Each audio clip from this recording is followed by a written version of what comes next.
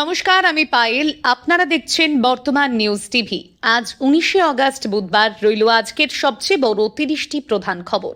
দেখে নিন এক নজরে আজকের সংবাদ শিরোনামগুলি। অযোগ্যরা পাচ্ছে অন্নপূর্ণা যোজনায় 3,000। এক ক্লিকেই এবার অভিযোগ পাড়ায় পাড়ায় হবে অন্নপূর্ণা কমিটি। বাংলায় বিজেপির জয়ের আসল কারিগর মমতা, অভিষেক, ফিরহাদ ও হুমায়ুন। বিস্ফোরক দাবি কার্তিক মহারাজের। সল্টলেকের গেস্ট হাউসে তরুণীকে ধর্ষণ অভিযুক্ত রাজ্য পুলিশের এএসআই মুম্বাই থেকে গ্রেপ্তার করল বিধাননগর পুলিশ। বিখ্যাত চোর বলে যারা পরিচিত মমতাকে নিয়ে বিস্ফোরক অভিযোগ মদন মিত্রের। স্কুলের সময়ে জনগণনার কাজে শিক্ষকেরা রাজ্যের কাছে জবাব তলব হাইকোর্টের। কাজে বাধা মমতার, রাজ্য পুলিশ নয় আইপ্যাক মামলায় সিবিআই তদন্তই চাইছে ইডি। মসজিদ থেকে মাইক খোলা নিয়ে ধাক্কা, কলকাতা হাইকোর্টে খারিজ জনস্বার্থ মামলা। বনকর্মীদের জন্য পুজোয় গিফট, মুখ্যমন্ত্রী রেঞ্জার বিট অফিসারদের বেতন বাড়ল 5,000, ভাতা বৃদ্ধি বন সহায়কদেরও। রাস্তার উপর টেবিল পেতে শওকতকে জেরা, দাপুটে নেতার বেহাল দশা দেখতে ভিড় স্থানীয়দের। এনডিএতে যোগ দিচ্ছেন ককরোচ পার্টির অভিজিৎ দীপকে, চাঞ্চল্যকর মন্তব্য কেন্দ্রীয় মন্ত্রীর। প্রত্যেক মাসে কত তারিখে ঢুকবে অন্নপূর্ণা যোজনার টাকা জানিয়ে দিলেন মুখ্যমন্ত্রী। মোথাবাড়ি এসআইআর কাণ্ডে এনআইএ নজরে আরও এক, জিজ্ঞাসাবাদ প্রাক্তন মন্ত্রী সাবিনা ইয়াসমিনের স্বামীকে। কলকাতা বিমানবন্দরে সৌগত রায়কে ঘিরে তুমুল বিক্ষোভ, শুধু ভুরি ভোজে দেখা যেত তো বিজেপি বিধায়কের। বিজেপির হুমকি ধমকি ও প্রশাসনের চাপে কলকাতায় সভা বাতিল ককরোচ জনতা পার্টির, একের পর এক হলো প্রত্যাখ্যান। অন্নপূর্ণায় বাড়ছে বরাদ্দ, এই টাকায় হচ্ছে না প্রতিশ্রুতি পূরণে বড় ঘোষণা শুভেন্দুর। বিরোধী দলনেতা পদে আপাতত বহাল রইলেন ঋতব্রত, মামলা সিঙ্গল বেঞ্চে পাঠিয়ে 2 মাসের মধ্যে নিষ্পত্তির নির্দেশ। অন্নপূর্ণার অ্যাকাউন্টে অন্নপূর্ণা যোজনার টাকা, মুখ্যমন্ত্রী শুভেন্দুকে ধন্যবাদ মমতা বন্দ্যোপাধ্যায়ের। জ্ঞানেশের ভূয়সী প্রশংসা ট্রাম্পের, কংগ্রেসের খোঁচা, নিয়ে যান আমেরিকায়, ইভিএম গুলোও পাঠিয়ে দেব। দেশের 14 মুখ্যমন্ত্রী, 326 সাংসদ ফৌজদারি মামলায় অভিযুক্ত, সুপ্রিম কোর্টের রিপোর্ট পেশ। 15টি হোটেল বন্ধের নোটিশ জারি, তারাপীঠে হোটেলে ভয়াবহ অগ্নিকাণ্ডের পর তৎপর প্রশাসন। জমি বিবাদে রণক্ষেত্রের গোয়ালপুখর, ধারালো অস্ত্রের কোপে আহত 5 মহিলা সহ 11। ছাদে কাপড় মেলায় তারে ইলেকট্রিক লাইন, ছুঁতেই বিদ্যুৎপৃষ্ট মহিলা, বাঁচাতে গিয়ে মৃত্যু দেওর বৌদির। বকেয়া ডিএর 65% দেওয়া হয়ে গিয়েছে, সুপ্রিম কোর্টে জানালো রাজ্য, এখনো পাননি অনেকে, দাবি সরকারি কর্মীদের। মণিপুরে ঘরে ফেরার গান, মুখ্যমন্ত্রী শান্তির ডাকে সাড়া দিয়ে আত্মসমর্পণ 46 কেসিপি জঙ্গির। পরকীয়ায় বাধা, স্বামীকে বিষ খাইয়ে খুনের চেষ্টা স্ত্রীর, মাকে সাহায্য মেয়েরও। আন্দোলনকারী পড়ুয়াদের দিকে তাক করা AK-47, অবশেষে বিহারে সাসপেন্ড পুলিশ কর্তা।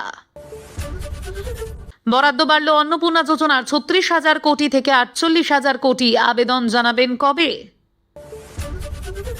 লাইনের ঝামেলা শেষ, এবার বাড়িতে বসে সেরে নিন আধার কার্ডের যাবতীয় আপডেট, রইল সহজ নিয়ম।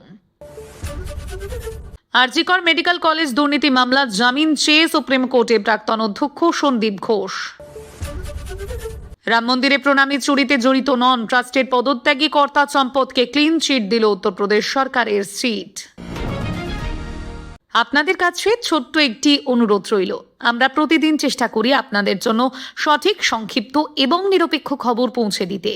আমাদের এই ছোট্ট চেষ্টাকে যদি আপনাদের ভালো লেগে থাকে তাহলে দয়া করে একটি লাইক দিন এবং চ্যানেলটিকে সাবস্ক্রাইব করে পাশে থাকার বার্তা দিন। এবার এক এক করে দেখে নেব বিস্তারিত খবর। অন্নপূর্ণায় বাড়ছে বরাদ্দ, এই টাকায় হচ্ছে না প্রতিশ্রুতি পূরণে বড় ঘোষণা শুভেন্দুর। অন্নপূর্ণা যোজনায় মহিলাদের পাশে দাঁড়াতে প্রতিশ্রুতিবদ্ধ বিজেপি সরকার। সেই প্রতিশ্রুতি পূরণে ধনধান্য অডিটোরিয়াম থেকে বড় ঘোষণা মুখ্যমন্ত্রী শুভেন্দুর। অন্নপূর্ণা যোজনায় বরাদ্দ বাড়াতে চলেছে রাজ্য সরকার। 36,000 কোটি থেকে বরাদ্দ বেড়ে হতে চলেছে 48,000 কোটি। এদিন মুখ্যমন্ত্রী শুভেন্দু অধিকারী বলেন, 1,45,00,000 অনুমোদন দেওয়া হয়েছে, আরও 14 লক্ষের যাচাই পর্ব চলছে। উপভোক্তার সংখ্যা বাড়বে। আমরা বাজেটে 36,000 কোটি টাকা বরাদ্দ করেছি, তাতে হবে না, 48,000 কোটি টাকা লাগবে। 17ই আগস্ট থেকে অন্নপূর্ণা যোজনার টাকা যোগ্য উপভোক্তাদের অ্যাকাউন্টে ঢুকতে শুরু করেছে। তার মধ্যে 1,45,00,000 মহিলাদের ব্যাংকে 3,000 টাকা ঢুকতে শুরু করেছে। 20 তারিখ দুপুরের মধ্যেই বিপুল উপভোক্তা টাকা পেয়ে যাবেন। এখনো পর্যন্ত মোট 1,80,00,000 আবেদন জমা পড়েছে। 1,66,00,000 আবেদনপত্র যাচাই করা হয়েছে। এরা 10ই জুলাই পর্যন্ত আবেদন করেছিলেন। যারা 10ই জুলাই থেকে 31শে জুলাই পর্যন্ত আবেদন করেছেন, সেই বাকি থাকা 14 লক্ষের যাচাই পর্ব চলছে। তাদের মধ্যে যারা যোগ্য হবে তারা টাকা পেয়ে যাবেন। প্রতি মাসে দ্বিতীয় সপ্তাহের মধ্যে টাকা মিলবে। এছাড়াও কোনো যোগ্য উপভোক্তা তালিকা থেকে বাদ পড়লে তারা 20 তারিখ থেকে শুরু হওয়া নতুন পোর্টালে আবেদন করতে পারবেন। সব খতিয়ে দেখে সিদ্ধান্ত নেবে প্রশাসন। যোগ্য মনে করা হলে তার নামও যুক্ত করা হবে। এই পুরো বিষয়টি মাথায় রেখে অন্নপূর্ণায় বরাদ্দ বৃদ্ধির কথা জানালেন মুখ্যমন্ত্রী। প্রকল্প চালাতে রাজ্য সরকারের বছরে মোট 48,000 কোটি টাকা ব্যয় হবে বলে জানিয়েছেন শুভেন্দু। মঙ্গলবার ধনধান্য অডিটোরিয়ামে অন্নপূর্ণা যোজনা সংক্রান্ত একটি অনুষ্ঠান থেকে মুখ্যমন্ত্রী বললেন, প্রতিশ্রুতি পূরণে আমরা বদ্ধপরিকর। আমরা বাজেটে 36,000 কোটি টাকা বরাদ্দ করেছিলাম, এতে হবে না। এই প্রকল্প চালাতে বছরে 48,000 কোটি টাকা লাগবে। যাতে কোনো যোগ্য মহিলা প্রকল্প থেকে বাদ না যান, সেই জন্যই প্রতিটি এলাকায় মহিলা মোর্চাকে বিষয়টি দেখতে বলেছেন। অর্থনৈতিকভাবে শক্তিশালী এমন মহিলা টাকা পেলে সেই বিষয়টিও নজরে আনতে বলেছেন। মুখ্যমন্ত্রী বলেন, আমি আশা করব যাদের প্রয়োজন নেই তাদের সেই অর্থ যাতে আরেকটি বোন পান, তার সুযোগ তারা করে দেবেন। এতটাই আমি আপনাদের সকলের কাছে প্রার্থনা করব। সল্টলেকের গেস্ট হাউসে তরুণীকে ধর্ষণ, অভিযুক্ত রাজ্য পুলিশের এএসআই মুম্বাই থেকে গ্রেপ্তার করল বিধাননগর পুলিশ। সল্টলেকের গেস্ট হাউসে এক তরুণীকে ধর্ষণের অভিযোগ উঠল। অভিযুক্ত রাজ্য পুলিশের অ্যাসিস্ট্যান্ট সাব ইন্সপেক্টর পদে কর্মরত। বীরভূমের নলহাটি থানায় পোস্টিং। তাকে মোরারই বাঞ্জা থেকে গ্রেপ্তার করেছে বিধাননগর পূর্ব থানার পুলিশ। ট্রানজিট রিমান্ডে অভিযুক্তকে কলকাতায় নিয়ে আসা হয়েছে। তাকে বিধাননগর আদালতে হাজির করানো হয়েছে মঙ্গলবার। পুলিশ সূত্রে জানা গিয়েছে, ঘটনাটি চলতি বছরের 19শে জুন। জুলাই মাসে নির্যাতিতা তরুণী বিধাননগর পূর্ব থানায় লিখিত অভিযোগ দায়ের করেন। তার অভিযোগ, সল্টলেকের সিএল ব্লকের একটি গেস্ট হাউসে তিনি গিয়েছিলেন। সেখানে তাকে ধর্ষণ করেন নলহাটি থানার ওই পুলিশ কর্মী। অভিযোগ পেয়ে তদন্ত শুরু করে বিধাননগর পূর্ব থানার পুলিশ। তদন্তকারী সূত্রে খবর, ওই মামলায় আগাম জামিন নিয়েছিলেন অভিযুক্ত এএসআই, কিন্তু অভিযুক্তের কোনো খোঁজ মিলছিল না। তিনি আদালতের নির্দেশ অমান্য করে পালিয়ে গিয়েছিলেন। এরপর বীরভূম জেলা পুলিশের সঙ্গে যোগাযোগ করেন বিধাননগর পূর্ব থানার তদন্তকারীরা। সম্প্রতি বিধাননগর পুলিশ গোপন সূত্রে জানতে পারে অভিযুক্ত মুম্বাইয়ে আত্মগোপন করে রয়েছেন। তারপরে সোমবার মুম্বাই থেকে অভিযুক্তকে গ্রেপ্তার করে বিধাননগর পুলিশ আদালতের কাছে ধৃতকে নিজেদের হেফাজতে নিতে চেয়ে জেরা করার আবেদন জানিয়েছে। বাংলায় বিজেপির জয়ের আসল কারিগর মমতা। অভিষেক, ফিরহাদ ও হুমায়ুন বিস্ফোরক দাবি কার্তিক মহারাজের। পশ্চিমবঙ্গের বিধানসভা নির্বাচনে বিজেপির বিপুল জয়ের নেপথ্যে দলের কোনো নেতা কর্মী বা সাধু সন্তদের ভূমিকা নেই, বরং এই জয়ের সমস্ত কৃতিত্ব প্রাক্তন মুখ্যমন্ত্রী মমতা বন্দ্যোপাধ্যায়, সাংসদ অভিষেক বন্দ্যোপাধ্যায়, ফিরহাদ হাকিম এবং হুমায়ুন কবিরদের। মঙ্গলবার পূর্ব বর্ধমানের কালনায় বিজেপি বিধায়ক সিদ্ধার্থ মজুমদারের কার্যালয়ে বসে এমন বিস্ফোরক মন্তব্য করে রাজ্য রাজনীতিতে চরম শোরগোল ফেলে দিয়েছেন বেলডাঙ্গার ভারত সেবাশ্রম সংঘের প্রধান স্বামী প্রদীপ্তানন্দজি মহারাজ ওরফে কার্তিক মহারাজ। তার মতে, অতি বড় বিজেপি নেতাও বাংলায় 165-র বেশি আসন পাওয়ার কথা কল্পনা করতে পারেননি। এদিন কালনার বিজেপি বিধায়ক সিদ্ধার্থ মজুমদারের আমন্ত্রণে বিভিন্ন কর্মসূচিতে যোগ দিতে কালনায় আসেন কার্তিক মহারাজ। কালনা বিজেপি বিধায়কের কার্যালয়ে সাংবাদিকদের মুখোমুখি হয়ে তিনি দাবি করেন, রাজ্য জুড়ে আয়োজিত গীতা পাঠের কর্মসূচি হিন্দুদের মধ্যে চেতনা তৈরির ভিত্তি স্থাপন করেছিল। আর অন্যদিকে হুমায়ুন কবির ও ফিরহাদ হাকিমদের লাগাতার সাম্প্রদায়িক মন্তব্য বিজেপির ভোট ব্যাংককে আরও বেশি শক্তিশালী করে তুলেছে। তৃণমূল সুপ্রিমো মমতা বন্দ্যোপাধ্যায়ের এক মন্তব্যের সমালোচনা করে কার্তিক মহারাজ বলেন, মমতা বন্দ্যোপাধ্যায় যেদিন বললেন আমি আছি বলে আপনারা আছেন, না হলে 1 সেকেন্ড লাগবে না, সেদিন কলকাতার বাবুদের টনক নড়ল। তারা বুঝতে পারলেন তৃণমূল বাংলায় ফের ক্ষমতায় এলে শুধু আগুনই জ্বলবে না, খুনোখুনি হানাহানি হবে, রাজ্যটা গ্রেটার বাংলাদেশে ঢুকে যাবে। পাশাপাশি অভিষেক বন্দ্যোপাধ্যায়ের 4 তারিখের হুঙ্কার প্রসঙ্গ টেনে তিনি বলেন, ওই অহংকার ও দম্ভের প্রতিবাদ জানাতেই বাংলার সাধারণ মানুষ ব্যালট বাক্সে কড়া জবাব দিয়েছেন। এছাড়া রাজ্যের ভাষা ও খাদ্যাভ্যাসের জিগির তুলে মমতা বন্দ্যোপাধ্যায় পশ্চিমবঙ্গকে বাংলাদেশের সঙ্গে সংযুক্ত করার পরিবেশ তৈরি করেছিলেন বলেও তীব্র আক্রমণ শানান তিনি।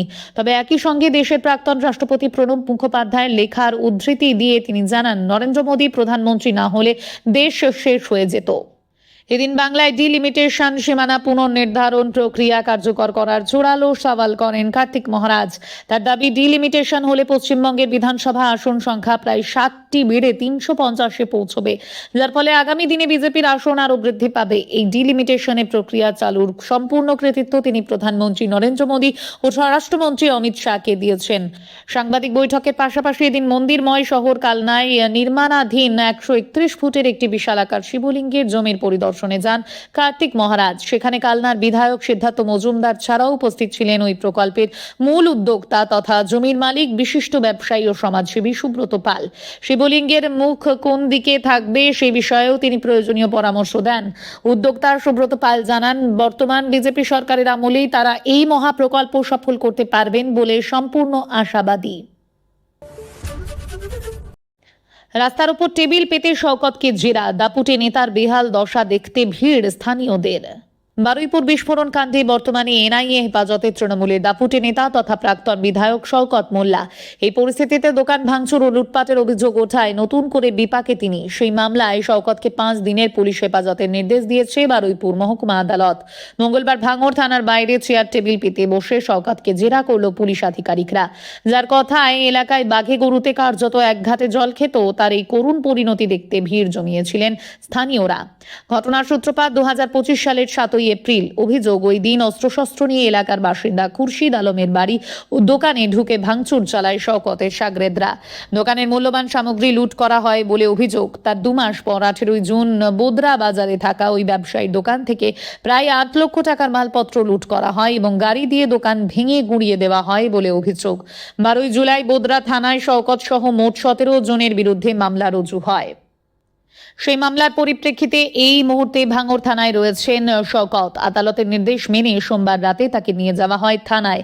মঙ্গলবার সকাল থেকে শুরু হয় জেরা পর্ব। থানায় জেরার ঘটনা একেবারেই নতুন নয়, তবে শওকতকে যেভাবে জেরা করা হচ্ছে তার সঙ্গে পরিচিত নয় বাংলাবাসী। এদিন থানার বাইরে চেয়ার টেবিল পেতে বসেন পুলিশ কর্তারা। বসানো হয় শওকতকে, সেখানেই চলে জেরা পর্ব। বাইরে কেউ যাতে ছবি তুলতে না পারেন তার জন্য গাড়ি অন্য রাস্তা দিয়ে ঘুরিয়ে দেওয়া হয়। তবে এলাকাবাসীর কৌতূহল মেটানোর সাধ্ধিকার দাপুটে নেতাকে এক নজর দেখতে ভিড় থানার বাইরে। ভয় পেয়েছে বিজেপি। উত্তর কলকাতায় ককরোচ জনতা পার্টির অনুষ্ঠান বাতিলের নেপথ্যে বিস্ফোরক অভিযোগ।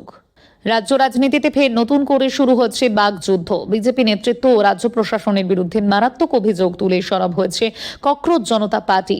প্রবল রাজনৈতিক চাপ ও হুমকির মুখে পড়ে উত্তর কলকাতার ভারত সভা হলে সিজেপির পূর্ব নির্ধারিত কলকাতা মিট আপ শেষ পর্যন্ত বাতিল করতে বাধ্য হলেন উদ্যোক্তারা।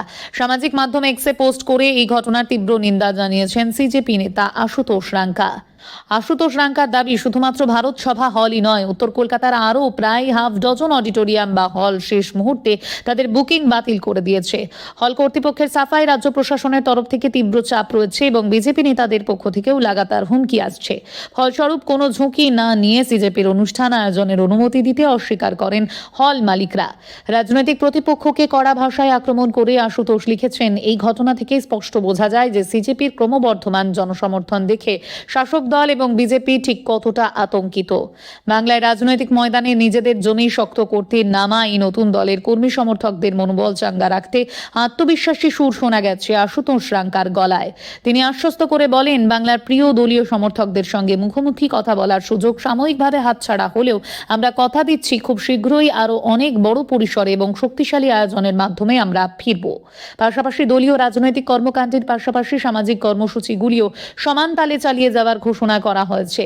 আশুতোষ জানিয়েছেন, শত বাধা এলেও সিজেপি প্রতিনিধিরা রাজ্যের সরকারি স্কুলগুলিতে গিয়ে পরিকাঠামো সরেজমিনে খতিয়ে দেখবেন এবং শিক্ষার মানোন্নয়নে রাজ্য সরকারের উপর চাপ সৃষ্টি অব্যাহত রাখবেন। তার সাফ কথা, আমাদের যত বেশি আটকানোর চেষ্টা করা হবে আমরা ততটাই শক্তিশালী ও অপ্রতিরোধ্য হয়ে উঠব। কাজে বাধা মমতার। রাজ্য পুলিশ নয়, আইপ্যাক মামলায় সিবিআই তদন্তই চাইছে ইডি। আইপ্যাক অফিসে তল্লাশি চলাকালীন কাজে বাধা দেওয়ার অভিযোগ, মমতা বন্দ্যোপাধ্যায়ের বিরুদ্ধে তদন্ত করুক সিবিআই, চাইছে আর এক কেন্দ্রীয় সংস্থা ইডি। তারা বলছে রাজ্য পুলিশ নয়, বরং এই মামলায় সিবিআই তদন্ত করা উচিত। গত 8 জানুয়ারি কয়লা পাচার সংক্রান্ত একটি মামলায় আইপ্যাকের কর্ণধার প্রতীক জৈনের বাড়ি ও অফিসে হানা দেয় ইডির গোয়েন্দারা। এনফোর্সমেন্ট ডিরেক্টরেটের ওই তল্লাশি চলাকালীন আইপ্যাকের অফিসে পৌঁছে যান তৎকালীন মুখ্যমন্ত্রী মমতা বন্দ্যোপাধ্যায়। মমতার বিরুদ্ধে তদন্তে বাধা দেওয়ার অভিযোগে সুপ্রিম কোর্টে মামলা করে ইডি। উল্টো দিকে ইডির বিরুদ্ধেও আদালতে মামলা দায়ের করেছিল তৃণমূল। মমতার অভিযোগ ছিল জোরপূর্বক দলের গোপন নথি হাতানোর চেষ্টা করেছে কেন্দ্রীয় সংস্থা। মঙ্গলবার সেই মামলার শুনানি ছিল সুপ্রিম কোর্টে। সেই মামলায় আগামী দিনে তদন্ত কোন দিকে এগোবে তা নিয়ে জোরালো সওয়াল জবাব হলো তৃণমূল, ইডি এবং সিবিআই এর আইনজীবীদের। গত জানুয়ারির ওই ঘটনায় সিবিআই তদন্ত চেয়ে সুপ্রিম কোর্টে গিয়েছিল ইডি, জানিয়ে মঙ্গলবার শুনানিতে মমতার আইনজীবী মেনকা গুরুস্বামী বলেন, রাজ্য সরকার তো বদলে গিয়েছে, বর্তমান সরকার চাইলে নিজেই সিদ্ধান্ত নিতে পারে কে তদন্ত করবে। পুলিশ দিয়ে তদন্ত নিয়েও আরও কোনো আপত্তি থাকার কথা নয়, ফলে সুপ্রিম কোর্টের হস্তক্ষেপের প্রয়োজন নেই। বিচারপতি প্রশান্ত মিশ্র এবং বিচারপতি এনভি অঞ্জরিয়ার বেঞ্চ এই প্রস্তাবের সায় দিয়ে ইডির কাছে জানতে চায় তদন্ত কে করবে সেটা রাজ্য ঠিক করলে তাদের আপত্তি আছে কিনা। আদালতে ওই প্রস্তাবে রাজি হননি ইডির আইনজীবী এস.বি. রাজু।